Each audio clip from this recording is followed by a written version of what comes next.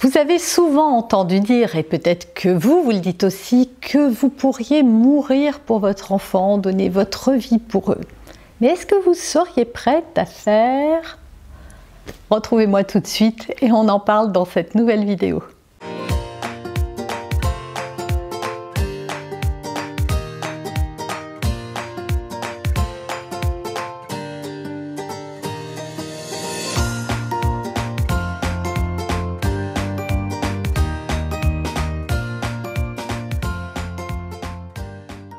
Bonjour, je suis Noémie de Saint-Cernin, votre coach en développement personnel et en parentalité. On va parler du don de soi. Voilà, quand on est parent, on se dit qu'on pourrait donner sa vie pour son enfant. Et pourtant, il y a plein de choses qu'on pourrait faire bien plus importantes que donner notre vie, parce que ça ne servira à rien. Je pense que nos enfants ont vraiment besoin de nous. Mais bon, cette expression, elle en dit long sur ce qu'on est capable de faire pour son enfant, tellement on l'aime, tellement on est investi en tant que parent. Mais est-ce que finalement, il n'y a pas plein de choses qu'on pourrait faire et qu'on remet à demain ou qu'on ne réfléchit même pas? Eh bien, on va voir tout ça, mais juste avant, je voulais vous remercier. Vous êtes de plus en plus nombreux à rejoindre ma chaîne. Au moment où je fais cette vidéo, on arrive à près de 70 000 abonnés, plus de 5 millions de vues sur la chaîne. C'est fantastique, merci du fond du cœur. Ça aide beaucoup à faire ces vidéos. Si je continue, c'est juste parce qu'il y a de plus en plus d'abonnés qui arrivent, de plus en plus de vues, de plus en plus de likes, de plus en plus de commentaires, parce que sinon, j'arrêterai immédiatement. Donc si vous avez envie de soutenir également cette chaîne, eh bien abonnez-vous, c'est ce que vous pouvez faire de mieux pour moi et pour encourager mon travail. Alors une chose que vous pourriez vraiment faire pour votre enfant, c'est d'accepter de comprendre et de voir que le problème ou les problèmes que vous rencontrez avec eux ne viennent pas d'eux, mais viennent de vous. Alors je m'explique, parce que je sens qu'il y en a qui vont pas être d'accord, et d'ailleurs moi je vous demande pas d'être d'accord, je vous demande juste de réfléchir et de vous faire votre propre avis. En fait, on croit souvent que si on crie, c'est à cause d'eux, que si on est dans cet état, c'est la faute d'eux, que si on était moins stressé, on serait plus quelque chose. En fait, on donne souvent beaucoup plus de pouvoir à l'extérieur sans voir qu'en réalité, le problème ne se trouve pas à l'extérieur, que ce soit nos enfants ou les autres, ou le gouvernement, ou votre patron, ou la météo, mais vraiment d'un état d'être émotionnel qui est plutôt intérieur. C'est-à-dire que ce n'est jamais les autres qui provoquent vos réactions, par exemple. Ce n'est pas votre enfant, parce qu'il refuse de mettre ses chaussures, que vous êtes en colère. C'est parce que vous choisissez à ce moment-là la colère. Alors, ce n'est pas un choix conscient peut-être, mais c'est un choix que vous faites. La preuve, tout le monde ne réagit pas de la même manière. Donc ça veut dire qu'il y a d'autres options que l'on peut prendre pour gérer une situation. Et donc, quand on pense que tout vient de l'extérieur, eh bien on se leurre. Et c'est vrai pour tout dans la vie, pas simplement en parentalité. C'est vrai tout le temps. C'est-à-dire quand on se dit que quand on aura un partenaire aimant, etc., on sera plus heureuse, c'est faux. Des tas de gens sur cette terre ont des partenaires absolument fantastiques et ne sont peut-être, parfois heureux bien sûr, mais parfois pas du tout. Quand je serai plus riche ou que je gagnerai plus d'argent, alors je serai moins stressée. Il y a des tas de gens milliardaires qui continuent à être stressés, qui ont peur de perdre leur argent, de ne pas arriver à maintenir leur niveau de vie ou autre. Donc en fait, le problème ne vient jamais de l'extérieur, mais de l'intérieur. Et donc avec nos enfants, en comprenant que les problèmes que l'on rencontre avec eux viennent toucher des blessures émotionnelles, et qu'elles sont juste réactivées par l'interprétation que je fais de la situation et pas par rapport à ce que fait mon enfant, eh bien on a fait un pas énorme vers le développement de soi. La deuxième chose qu'on devrait tous faire pour eux, c'est de chercher à guérir notre passé pour ne pas leur transmettre nos casseroles.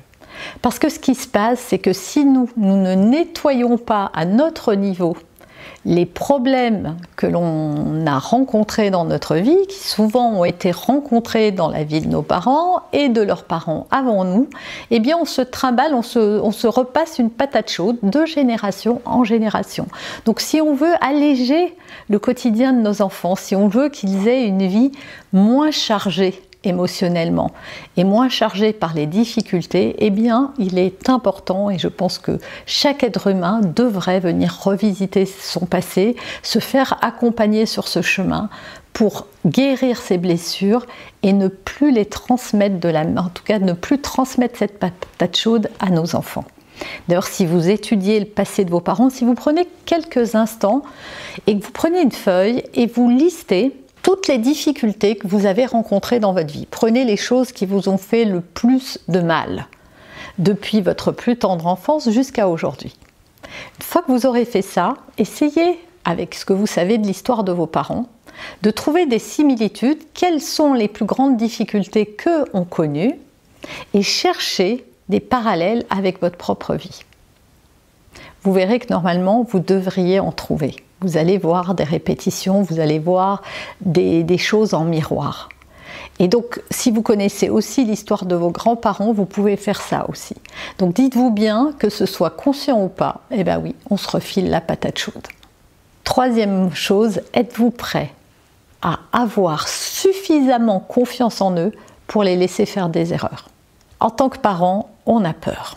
On a peur pour nos enfants. Pourquoi? Parce que c'est comme si on avait une petite voix au fond de notre tête, enfin une petite voix, pas une petite voix, mais on avait cette conscience, c'est pas qu'on l'avait, on a cette conscience que l'on n'est pas éternel et que nous avons un enfant et que le but en tant que parent est de faire en sorte qu'un jour il se débrouille sans nous et vole de ses propres ailes et devienne autonome financièrement.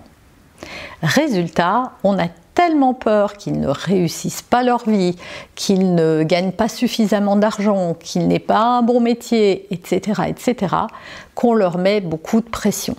Et cette pression, elle n'envoie pas les bons messages, parce qu'elle les fait douter d'eux-mêmes et elle ternit la confiance qu'ils pourraient avoir en eux, qui va être fondamentale dans leur construction, parce que plus j'ai confiance en moi, et plus je peux réaliser des choses.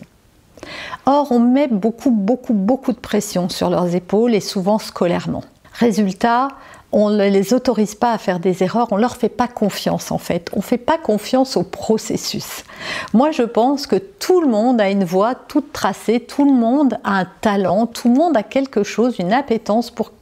Ça se voit pas tout de suite parfois, mais on a tous des talents. Et on est tous faits pour s'épanouir dans un domaine ou un autre en visant même l'excellence.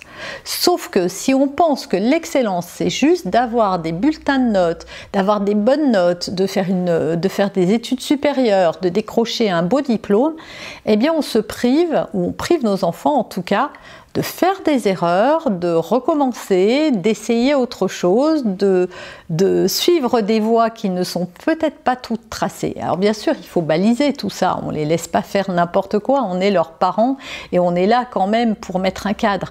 Néanmoins, il faut accepter que nos enfants se trompent. Et plus ils vont grandir et plus il va falloir accepter qu'ils fassent des erreurs. Combien de fois j'entends des parents me dire « Oui, mon enfant est avec une personne toxique qui n'est pas fait pour elle. » Oui, c'est douloureux.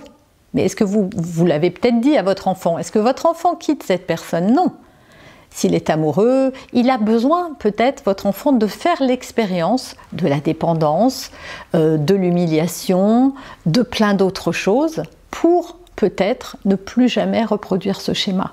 Et je sais que c'est douloureux en tant que parent de voir quelqu'un qu'on aime, et c'est pas forcément les enfants, hein, ça peut être une sœur, quelqu'un de proche, une amie, c'est douloureux. Malheureusement, on ne pourra pas éviter l'inévitable et on ne pourra pas toujours balayer devant leur porte. Donc c'est important d'avoir vraiment confiance en eux. Et quand eux n'y arrivent pas, c'est de leur dire « Écoute, tu n'y arrives pas encore, mais j'ai confiance en toi. Je sais qu'un jour, tu réaliseras des choses extraordinaires. » Ça, c'est un discours qu'on devrait tout le temps avoir. Et c'est pas parce que tu n'as pas eu une bonne note en maths que tu ne réussiras pas ta vie. Je suis sûre que tu vas t'accomplir. Je suis sûre que tu vas faire des choses extraordinaires. Ça, ce sont des messages qui portent. Quatrième chose, êtes-vous prêt à apprendre à gérer vos émotions pour ne plus surréagir avec vos enfants et leur montrer comment on accueille et comment on gère ses émotions pour que eux-mêmes, plus tard, arrivent à le faire. Alors des vidéos sur les émotions, j'en ai fait des tonnes, c'est mon dada, j'adore ça. Mais là, juste en quelques phrases, une bonne gestion émotionnelle, on l'a vu, beaucoup d'études l'ont montré, c'est ce qui va permettre à un être humain de se sentir heureux et épanoui, avoir une meilleure confiance en lui, de meilleures relations avec les autres. Et tout ça, ça constitue le bonheur. C'est pas une Porsche dans le garage, une belle maison et des vacances à l'autre bout du monde qui rendent heureux. Ce qui rend heureux, c'est la qualité de nos relations avec les autres et la qualité de notre vie. Mais qualité de vie ne veut pas dire une vie. Il y a des gens qui vont vivre dans une cabane, dans le Larzac ou je sais pas où et qui sont complètement heureux parce que ça correspond à leur idéal de vie. Et tous les idéaux ne seront pas les mêmes, évidemment, chacun a ses critères. Ce qui compte pour être heureux, ce n'est pas ce que l'on possède, mais comment on se sent. C'est ça, parce qu'on peut avoir tous les milliards de la Terre, au fond de soi, ça peut être vide et creux si on n'est pas, le bonheur ne s'achète pas, le bonheur ne se trouve pas dans le matériel. Alors oui, il vaut mieux peut-être être déprimé dans un palace 5 étoiles que dans une vieille bicoque avec plein de soucis financiers. Évidemment, la gestion n'est pas la même, mais à l'intérieur de la personne, le mal-être est identique. Les deux ne sont pas heureux. Et point à la ligne. Donc en gérant bien ses émotions, en sachant bien se comprendre, on peut mieux comprendre les autres, mieux interagir avec eux et se sentir plus épanoui. Et il n'y a pas d'âge pour apprendre, il n'est jamais trop tard. Vos enfants, comme vous le savez, ils ne font pas ce que vous faites ni ce que vous dites, ils font ce que vous êtes en fait. Ils modélisent ce que vous êtes profondément. Ils vous observent en permanence. Vous leur montrez la voie. Donc, quand vous ne savez pas gérer vos émotions, qu'ils vous voient dépassés par certains de vos sentiments, eh bien, ils n'apprennent pas comment faire, ils modélisent ce que vous faites et ils le reproduiront avec les moyens du bord. Et enfin, êtes-vous prêt à accepter leurs émotions? C'est souvent très difficile quand on est parent d'accueillir les émotions de nos enfants. Quand ils sont tristes, on a tellement peur qu'ils sont malheureux qu'on ne veut pas entendre cette tristesse. Quand ils se routent par terre, ça nous casse les pieds ou ça dérange et on n'a pas envie que ça continue. Et quand ils ont peur, ils nous effraient nous aussi, on se dit « mon Dieu, qu'est-ce qui va se passer ?» En réalité, on devrait accepter en fait ce qui est là maintenant. Ce n'est pas parce que votre enfant vous raconte quelque chose de terrifiant. En fait, quand il vous le raconte, il l'extrait de lui-même, c'est plutôt sain. Donc, êtes-vous prêt à accueillir leurs émotions? Êtes-vous prêt à leur apprendre à combler leurs besoins et à leur pardonner quoi qu'ils fassent en les aimant inconditionnellement? Alors c'est très difficile, on est des êtres humains, on ne sera pas toujours bien lunés, nous aussi on aura des besoins en berne et parfois les limites de l'un se heurteront aux besoins de l'autre. Néanmoins, on peut tout est perfectible en fait, on peut tout changer, on peut tout s'améliorer. On ne deviendra pas parfait et il ne faut certainement pas chercher à l'être. Mais ce qu'on peut faire, c'est essayer de faire un petit pas de plus tous les jours, tous les mois ou toutes les années. Juste d'essayer. Le but, c'est pas d'y arriver en fait. C'est juste d'en avoir l'intention. Et ça déjà, eh bien c'est énorme. Alors si vous avez aimé cette vidéo, c'est le moment de le dire. Dites-moi aussi ce que vous en avez pensé dans les commentaires. Pensez à vous abonner si vous en avez envie, à télécharger votre fiche récap. Et moi, je vous retrouve très vite pour un prochain sujet.